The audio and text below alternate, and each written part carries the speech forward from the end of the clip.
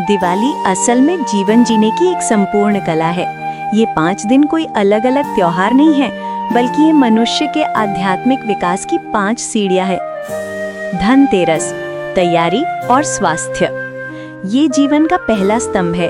कोई भी आध्यात्मिक यात्रा शुरू करने से पहले आपका शरीर स्वस्थ होना चाहिए और जीवन चलाने के लिए संसाधन यानी धन होने चाहिए।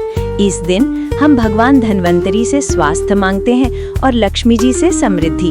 ये घर यानी हमारे शरीर और घर को दिव्य ऊर्जा के स्वागत के लिए साफ और तैयार करने का दिन है। नरक चतुर्दशी, आंतरिक शुद्धि।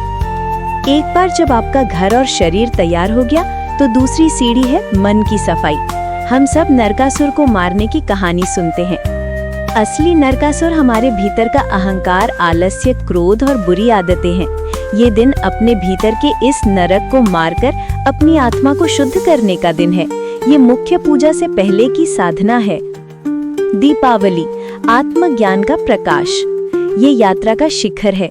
जब आपका तन यानी धनतेरस और मन यानी नरक चतुर्दशी दोनों शुद्ध हो जाते हैं, तब आप परम सत्य को पाने के लिए तैयार होते हैं। ये दिन अमावस्या होता है, जो सबसे घना अंधेरा, जो हमारे भीतर के घोर अज्ञान का प्रतीक है। इस अंधेरे में जब हम एक दिया जलाते हैं तो ये आत्मज्ञान का प्रतीक है। ये वो क्षण है जब हमें एहसास होता है कि हम ये शरीर नहीं बल्कि एक दिव्य आत्मा है। यही असली लक्ष्मी यानी शांति और आनंद का आगमन है। गोवर्धन पूजा, कृतज्ञता और विनम्रता।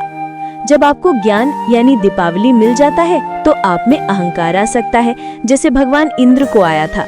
चौथी सीढ़ी हमें विनम्रता सिखाती है। हम गोवर्धन पर्वत यानी प्रकृति की पूजा करते हैं। ये हमें याद दिलाता है कि हम कितने भी बड़े हो जाएं, हमें हमेशा उस प्रकृति का आभारी रहना चाहिए जो हमारा पालन पोषण करती है। भाई दूज, रिश्तों का उत्सव।